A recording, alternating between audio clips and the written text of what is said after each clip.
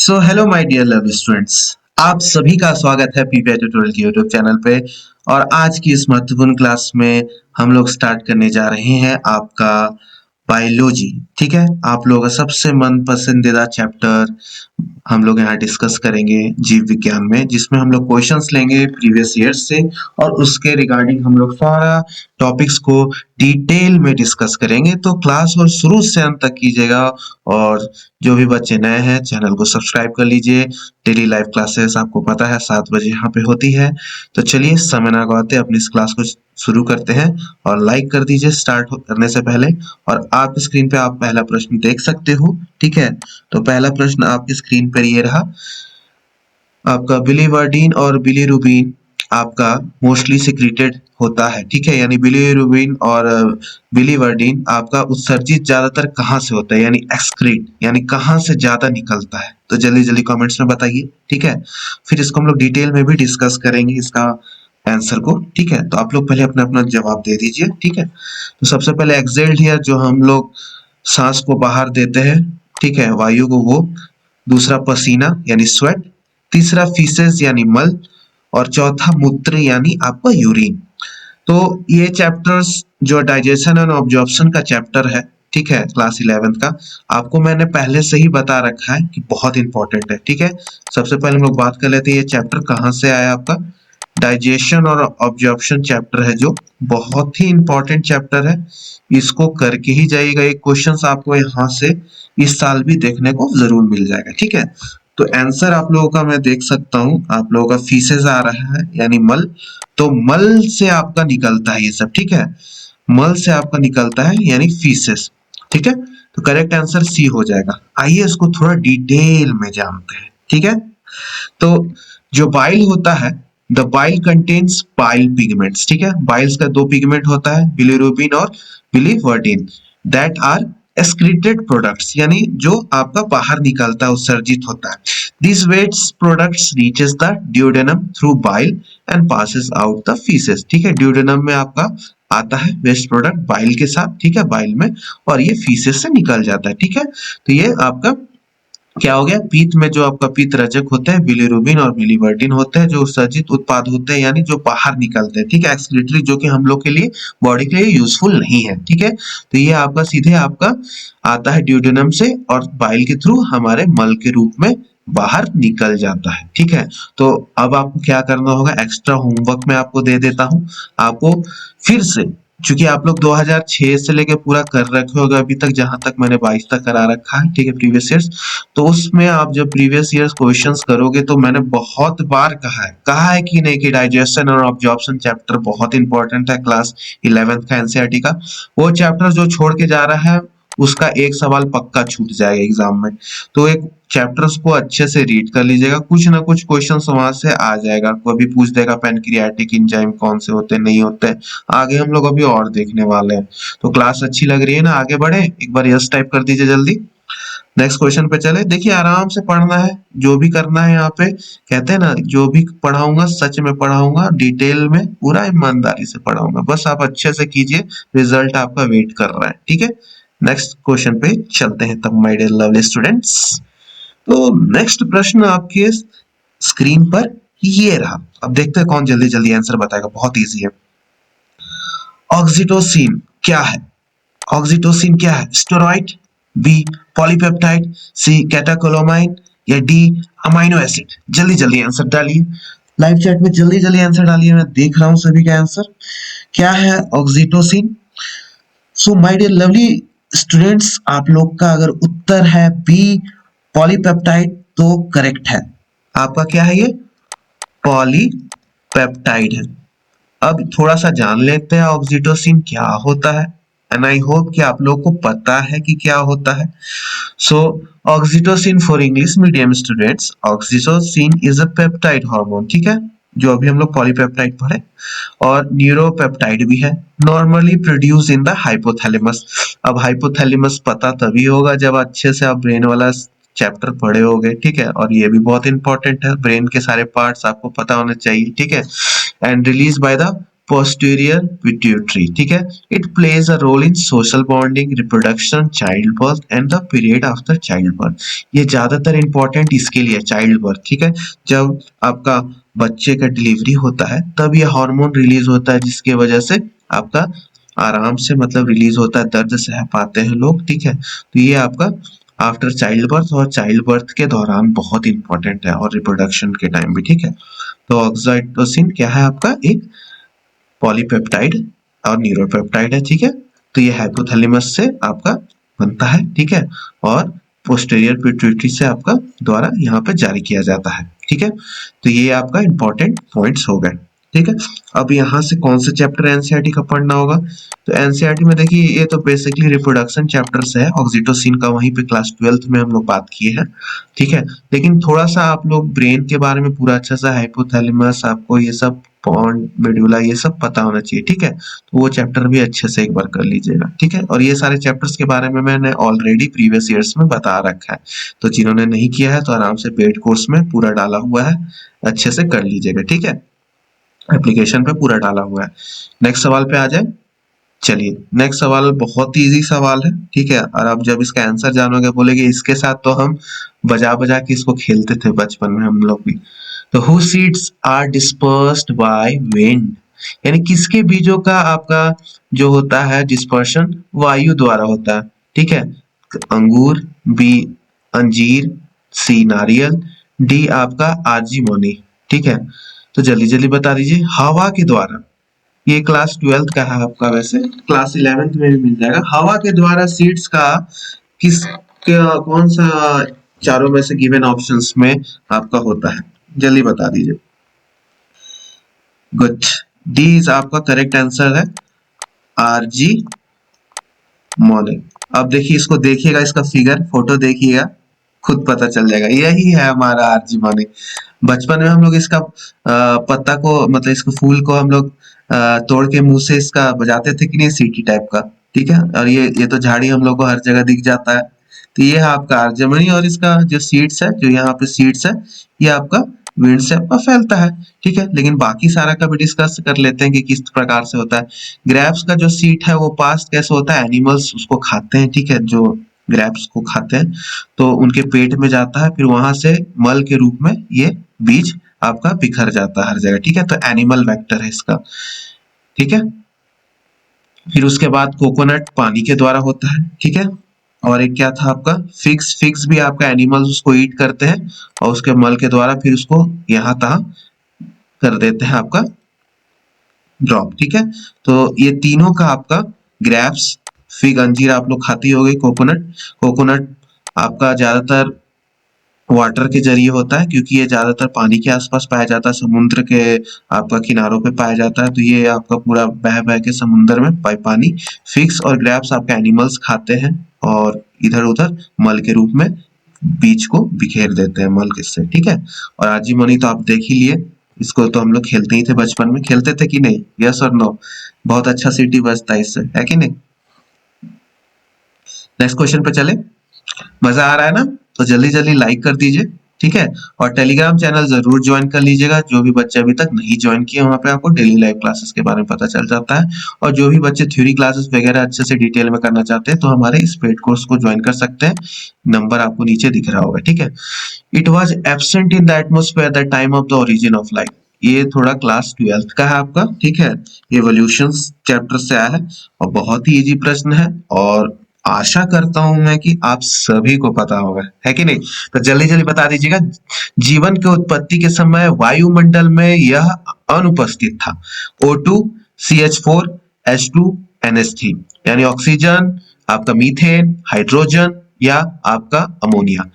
कौन एब्सेंट था, क्वेश्चन अच्छा से पढ़िएगा, कौन एब्सेंट था, तो जल्दी जल्दी बता दीजिए।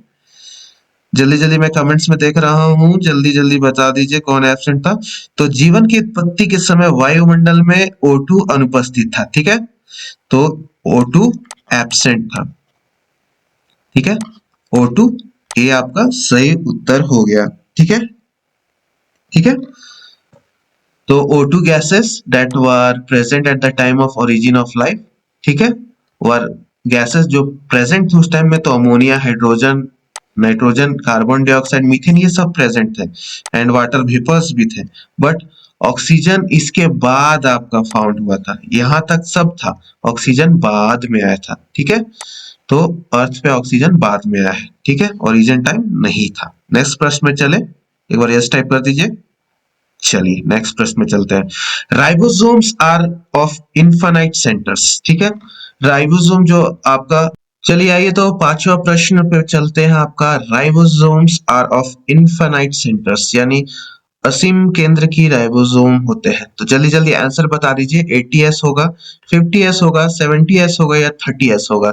लाइव चैट में जल्दी जल्दी आंसर बता दीजिए, उसके बाद हम लोग इसको डिटेल में करेंगे। ठीक है, तो डिटेल में करने से पहले आपको मैं बता देता हूँ।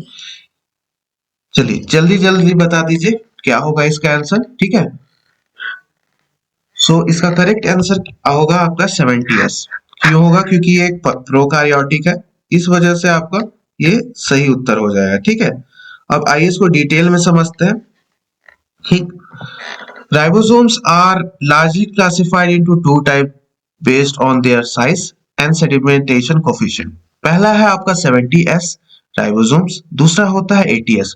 दो प्रकार के राइबोसोम होते हैं, एक है 70s, दूसरा है 80s। ठीक है, 70s क्या होता है आपका, उससे पहले हम लोग समझ जाते हैं एस का मतलब क्या होता है। देखिए एस का मतलब होता है लार्जर एंड डेंसर पार्टिकल जो होते हैं उसका एस का वैल्यू ज्यादा होगा। अब 80s यानी 80 मतलब ज्यादा है एस, तो ये ज्यादा बड़ा होगा। स्मॉलर और लाइटर पार्टिकल यानी एस आपका इसमें छोटा होगा। ठीक है, तो पहला आपका प्रकार हो गया 70s ribosomes. 70s types of ribosome कहाँ होते हैं? आपके प्रोकार्योटिक सेल में यानी सिंगल सेल में। ये तो मैंने आपको ऑलरेडी करा रखा है। ठीक है, तो ऑलरेडी मैंने करा रखा है कि सिंगल सेल होते हैं और ये mitochondrial matrix and stroma plastids of many eukaryotic cell. कभी कभी ये माइटोकॉन्ड्रियल मैट्रिक्स और स्ट्रोमा प्लास्टिड्स में भी पाए जाते हैं यूकारियोटिक सेल में। ठीक है, लेकिन ये ज्यादातर प्रोकारियोटिक में ही पाए जाते हैं। ठीक है, और ये 80s से छोटे होते हैं। और 80s जो दूसरा प्रकार का है, इसमें आपका 80s type of ribosomes are found in the cytoplasm और outer surface of RER। अब ये RER क्या है? तो रफ, R का मतलब क्या हो गया? Rough, rough endoplasmic reticulum. और एक क्या होता है? SER, smooth, smooth endoplasmic reticulum. तो ये सब सेल चैप्टर जो है, जब तक सेल 10 यूनिट ऑफ लाइफ नहीं पढ़ोगे तो कहाँ से समझ में आएगा। तो बात समझ रहे हो सभी कोई? ये चैप्टर बहुत इंपॉर्टेंट है। राइबोसोम्स, स्मूथ, आपका एंडोप्लाज्मिक रेटिकुलम, प्लास्टिड्स, ये सब आना चाहिए। सेल वॉल किसमें होते हैं, न्यूक्लियस किसमें नहीं होता होता है, ये सब सब पता होना चाहिए। बात समझ में आ रही है सभी को? एक बार लाइक कर दीजिए, तो लाइक बहुत कम है। जल्दी जल्दी आगे बढ़े नेक्स्ट क्वेश्चन पे। नेक्स्ट क्वेश्चन है, it delays the senescence of plant, यानी प्लांट्स में जो बुढ़ापा होता है इसको डिले कर देता है। ठीक है, विलंब कर देता है। पहला है आपका एब्सिसिक एसिड, दूसरा है ऑक्सीन, तीसरा है ग्लिबरिन और गिबरेलिक भी बोलते हैं, गिबरेलिक एसिड, और डी है आपका साइटोकिनिन। अब ये जो प्लांट फिजियोलॉजी का सवाल है, हर साल यहाँ से आता है, बहुत इंपॉर्टेंट चैप्टर है, इसलिए इसको वीवीआई मैं कहता हूँ। और सारा केमिकल्स तो खासकर क्या केमिकल का प्रॉपर्टी है, किस लिए यूज होता है, ये पता होना चाहिए। फिलहाल तो अभी प्रश्न का उत्तर दे दीजिए। वेरी गुड, जिनका जिनका डी आ रहा है साइटोकिनिन सही है। ठीक है, तो ये सेनेसेंस ऑफ प्लांट को स्लो डाउन कर देता है। ठीक है, धीरे धीरे बुढ़ापा की ओर जाता है प्लांट। तो प्लांट फिजियोलॉजी अच्छे से पढ़ लेना है, क्लास 11th। ठीक है, ये पूरा यूनिट ही, लेकिन खासकर जो केमिकल्स नेम्स है वगैरह वगैरह, photosynthesis 3 C3 plant, C4 plant, ये मैंने प्रीवियस ईयर क्वेश्चंस में आपको बहुत ही डिटेल से बता रखा है। तो अच्छे से पेड कोर्स में जाके पूरा प्रीवियस ईयर्स पीएम और पीएमएम का भी कर लेना है, जिसको भी पैरामेडिकल निकालना है, दोनों करना है। ठीक है, नेक्स्ट क्वेश्चन पे चले। चलिए, it is not a pancreatic enzyme secreted by. अब इसमें से कौन सा है जो स्रावित नहीं होता है पैनक्रियास के द्वारा? ठीक है, तो पेप्सिन, काइमोट्रिप्सिन, इमाइलेज या डी ट्रिप्सिन। तो बताइए, पेप्सिन है, काइमोट्रिप्सिन है, एमाइलेज है या ट्रिप्सिन है? तो जल्दी बता दीजिए। तो करेक्ट उत्तर क्या होगा इसका? Yes, pepsin. पेप्सिन किसके द्वारा होता है? स्टमक, HCl तभी तो रिलीज होगा। HCl जब रिलीज होता है तब जाके पेप्सिनोजिन से पेप्सिन कन्वर्ट होता है, यानी पेप्सिनोजिन से पेप्सिन बनने में HCl जरूरी है, और ये सारा कार्य स्टमक में होता है, आमाशय में हमारा ये सारा कार्य होता है। ठीक है, तो काइमोट्रिप्सिन, इमाइलेज और ट्रिप्सिन ये क्या हो गया, सब पैनक्रियाटिक एंजाइम हो गया। ठीक है, ये सब क्या हो गया, पैनक्रियाटिक। ठीक है, रेनिन एंड पेप्सिन हमारा चीफ सेल्स ऑफ स्टमक के द्वारा, कौन से सेल, चीफ सेल्स के द्वारा। रेनिन हमारा डाइजेशन मिल्क करता है चिल्ड्रंस में, बच्चों में। पेप्सिन हमारा प्रोटीन डाइजेशन करता है। एमाइलेज का क्या काम है, सिलेवरी ग्लैंड्स और पैनक्रियास के द्वारा होता है। ठीक है, ये भी स्टार्च वगैरह पचाने में मदद करता है। ट्रिप्सिन हमारा पैनक्रियास के द्वारा, और लाइपेज हमारा सलाइवा, गैस्ट्रिक जूस और पैनक्रियाटिक। ठीक है, लिपो को तोड़ता है, लिपिड्स को। ठीक है, लाइपेज मतलब L4 लाइपेज, L4 लिपिड। ठीक है, तो ये सारा एल एल का खेला पता होना चाहिए आपको। ठीक है, लाइपेज मतलब क्या हो गया, लिपिड्स। ठीक है, नेक्स्ट क्वेश्चन पे चले, और यहां से होमवर्क ये लिख लीजिए कि डाइजेशन वाला चैप्टर अच्छे से क्लास 11th का कर लेना है। नेक्स्ट प्रश्न पर ये रहा आपके स्क्रीन पे, एंड आई होप आपको क्लास अच्छी लग रही होगी। और जो भी बच्चे अलग से विशेष रूप से पूरे थ्योरी, प्रीवियस ईयर्स, आपके पीडीएफ बुक्स, गाइड बुक्स सब चाहते हैं तो हमारे पेड कोर्स से अभी भी ज्वाइन कर सकते हैं। नीचे नंबर पे हमें व्हाट्सएप पे हेलो लिख के पेड कोर्स ज्वाइन करना है, मैसेज कीजिएगा। प्रोटीन का प्रति ग्राम कैलोरी मान कितना होता है, कैलोरीफिक वैल्यू पर gram of the protein is, यानी 5.3, 9.3, 4.3, 3.5। जल्दी जल्दी आंसर बता दीजिए। तो प्रोटीन का प्रति ग्राम कैलोरी मान कितना होता है, तो करेक्ट आंसर आपका हो जाएगा 5.65, यानी 5.3 के आसपास। कभी कभी एग्जाम में ऐसा होगा कि वैल्यू आप कुछ और पढ़े हो, जैसे यहाँ पे मैं 5.65 बताऊं और आपको यहाँ पे पेपर में मिले 5.3, तो जो नजदीकी वैल्यू होगा हमेशा उसको टिक करके आना है, यानी गोला उसी को भर के आना है जो नजदीक में है आपका। ठीक है, तो फैट्स का कितना हो गया आपका, फैट का हो गया 9.45। ठीक है, इसको 9.5 के बराबर भी मान सकते हैं। ठीक है, फिर आपका आ गया कार्बोहाइड्रेट्स, कार्ब्स का आपका 4.1, और प्रोटीन का आपका हो गया 5.65। यहाँ तक सभी नोट डाउन कर लीजिए मेरे प्रिय विद्यार्थियों, और इस पैरामेडिकल एग्जाम में झंडा गाड़ना है हमें पीपीआई ट्यूटोरियल का। ठीक है, ट्रस्ट और क्वालिटी जो हमारा सिनोनिम्स है, पर्यायवाची शब्द है इस चैनल का, उसका परचम लहराना है। तो आप लोग का साथ चाहिए, आपको इसी तरह क्वालिटी क्लास डेली शाम 7 बजे मिलते रहेगा। और टेलीग्राम चैनल जरूर ज्वाइन कर लीजिएगा, वहां पे आपको सारा डिटेल्स आपको वहां पर मिलेगा, स्केड्यूल। ठीक है, अब ये जो क्वेश्चंस हम लोग करने जा रहे हैं, pellagra is caused due to the deficiency of, ये मैंने केमिस्ट्री के क्लासेस में बहुत बार बता रखा है। पेलेग्रा किसके कमी के कारण होता है, तो B12, नियासिन, राइबोफ्लेविन या डी थियामिन। तो करेक्ट उत्तर हुआ आपका, जल्दी बता दीजिए लाइव चैट में, मैं देख रहा हूं। यस, नियासिन, यानी vitamin B3। Yes, correct answer हो गया विटामिन B3। ठीक है, तो ये आपका करेक्ट आंसर हो गया। और चलिए इसको डिटेल में देख लेते हैं। ठीक है, विटामिन B3 आपका करेक्ट उत्तर हो गया, और ये चार्ट मैंने आपको ऑलरेडी बता रखा है, और एक्स्ट्रा पॉइंट में मैंने आपको इसका सबका केमिकल नेम्स भी बता रखा है। जैसे विटामिन ए से क्या होता है, जल्दी बताइए। Yes, loss of vision. Vitamin B1 से क्या होता है, बेरी बेरी, सबको पता है। बारी बारी से सब बताइए कि बेरी बेरी होगा कि नहीं। फिर विटामिन सी से स्कर्वी, विटामिन डी से रिकेट्स, कैल्शियम की कमी से बोन और टूथ में डिके होता है, आयोडीन से गोइटर, और आयरन की कमी से अनीमिया।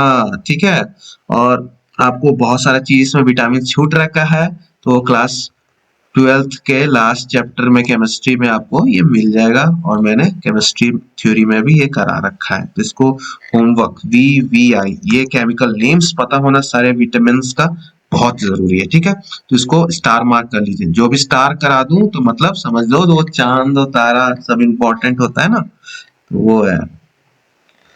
और आज के अंतिम प्रश्न पर हम लोग पहुंच गए हैं, और क्लास के बाद एक कृपा करके अपनी अपने फीडबैक 2 मिनट निकाल के नहीं, बस 30 सेकंड निकाल के अपनी अपनी फीडबैक दे दीजिएगा। उससे हमें पॉजिटिव एनर्जी, वही हमारा खाना, वही हमारा पेट्रोल, वही हमारा सब कुछ है जिससे हमारी गाड़ी चलती है। आपकी फीडबैक फीडबैक मिलता है तो दिल से और आप लोगों के लिए क्वालिटी वर्क करने को मन करता है। ठीक है, तो बस थोड़ा सा पेट्रोल हमें दे दीजिए अपने अपने फीडबैक्स को। जो भी कमी है वो भी बताइए, अगले क्लास से उसको भी दूर किया जाएगा। और जो अच्छी बातें लगी वो भी बताइए। ठीक है, उसमें और मेहनत करके 4 चांद किया जाएगा। ठीक है, तो लास्ट प्रश्न है, which one is widely use as a food supplement in India? Bharat में कौन सा खाद्य पदार्थ के संपूरक के रूप में बड़े पैमाने पे उपयोग होता है? Na, Fe, I और K। देखिए, साल्ट Na, ठीक है, तो Na से आ गया Na, ठीक है, ना, ठीक है, तो आपका Na सबसे ज्यादा यूज होता है। तो आज की आपको क्लास कैसी लगी, एक बार कमेंट जरूर करके बता दीजिएगा। और पीपीआई मतलब पैरामेडिकल, पॉलिटेक्निक और आईटीआई, पीपीआई, ठीक है, बिहार यूपी झारखंड। और 2022 के कट ऑफ के लिए हमारे टेलीग्राम चैनल को ज्वाइन कर लीजिए, पीपीआई ट्यूटोरियल लिख के। नेक्स्ट क्लास में मिलेंगे, आपका फीडबैक का हमें इंतजार है कमेंट सेक्शन में। तब तक के लिए bye bye, take care and keep studying, my dear lovely students, and in this coming examinations we will rock. Bye bye and take care.